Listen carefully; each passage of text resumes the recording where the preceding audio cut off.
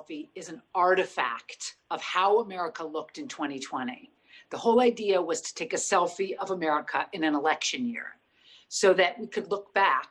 It's like the first draft of history. How did we look? I was traveling across the country, taking the temperature of Americans in an election year to try to get an idea of how America feels in 2020. You know, I have made such an effort in my life. I've made 13 films, and in every film, I go out of my way to go try to make friends in places where I shouldn't be finding friends. I always get people to invite me over to dinner or let me spend the night in their house. You know, I'm always trying to make friends out in what they call real America.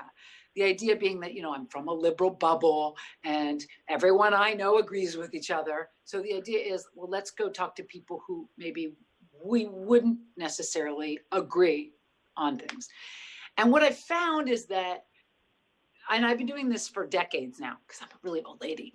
And over the course of the years that I've been making these films, the thing that's changed is that people have these social media feeds that are feeding them this toxic noise that tells them what to think. And so I used to be able to find people that would have really nuanced positions. Like now, if I walk into a place, I can say, well, how do you feel about guns? And if they tell me that answer, I can tell you how they feel on every single issue that's on, you know, up for debate in America right now. Because there are only two feeds you can get. You can only be on the liberal feed or the conservative feed. And there's not really a feed in between for everybody else. There's an algorithm that's feeding people. This is the menu of what we believe in. And it feels like people are really, even in my liberal bubble where I live, people are just adhering to this menu of beliefs. And there isn't much room to negotiate around that. So when I start having conversations with people, I'll say, well, just because you're pro-gun or you're pro-life doesn't necessarily mean that you're against same-sex marriage, which is legal in this country. But now it's uniform. That's what I found has really changed over the course of these conversations that I've been having over the years. And I've also found, and I am not any kind of big supporter of any candidate. Let me get that straight. I never joined the cult of the Democratic Party. I was indoctrinated at an early age, never drank the Kool-Aid. I have always been a journalist, documentary filmmaker, because I know when you're raised with one perspective, there's another perspective, and people are raised in that perspective, right? So I've always said to my kids, I have teenage boys, and I've always said, what if we're wrong?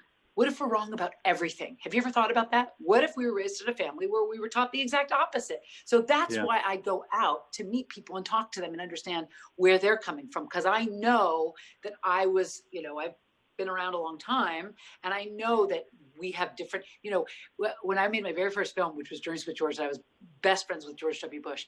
At his rallies, I used to meet people that would name their children Reagan. And I was always amused by that because I have an uncle named Ruzi for Roosevelt. He was named after FDR. So I understand that you can be born in families where you name your children after political idols.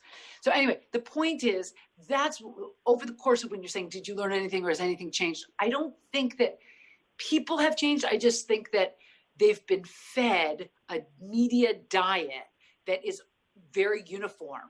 And that's changing how people look at the world. God, I don't think people really, you know, I'm not really, when I go, I don't really advertise my last name. I should have taken my husband's name in hindsight. If I had known I was going to pursue a career as a documentary filmmaker for this many years, I probably should have taken my husband's name, but I don't advertise that. Let's just put it that way. But I do advertise the fact that I'm from New York and that, you know, when you come from, I'm working for Showtime. So people automatically assume anyone with a camera is fake news.